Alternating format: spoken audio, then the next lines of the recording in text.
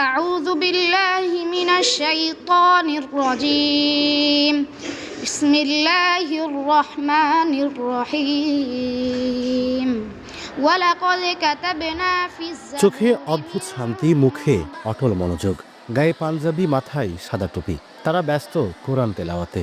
নেই কোনো ক্লান্তি, শুধু কোরআন তেলাওয়াতের মিষ্টি সুর। প্রতিদিনের এমন রুটিন ঝিনাইদহ আল কলম হিফজ মাদ্রাসার শিক্ষার্থী 11 বছর বয়সী শিশু মিয়া মোহাম্মদ মোস্তফা ও তানভীর মাহমুদ ইফাদের।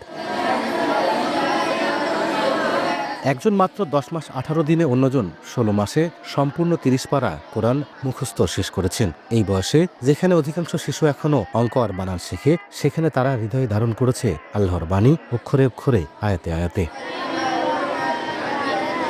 তাদের এই অসাধারণ অর্জনের স্বীকৃতি হিসেবে মাদ্রাসা কর্তৃপক্ষ পুরস্কার হিসেবে ওমরা হজে পাঠানোর ঘোষণা দিয়েছেন। শিক্ষার্থীরা বলছেন, তাদের লক্ষ্য এখানেই শেষ নয়। তারা ভবিষ্যতে গ্রহণ করতে চায় উচ্চশিক্ষা, আর মানুষের মাঝে ছড়িয়ে দিতে চায় কোরআনের আলো। মিশরের কায়রোর আজহার বিশ্ববিদ্যালয়ে ওইখানে আমার পড়ালেখার ইচ্ছা আছে এবং মদিনা বিশ্ববিদ্যালয়ে পড়ালেখার এবং থাকার ইচ্ছা আছে এবং আরও ইচ্ছা আছে আমার বাবা মাকে ওইখানে রাখার এবং এই কোরআন এবং হাদিসের যে জ্ঞানগুলো আছে এগুলো মানুষের মধ্যে ছড়িয়ে দেওয়ার আমার ইচ্ছা আছে।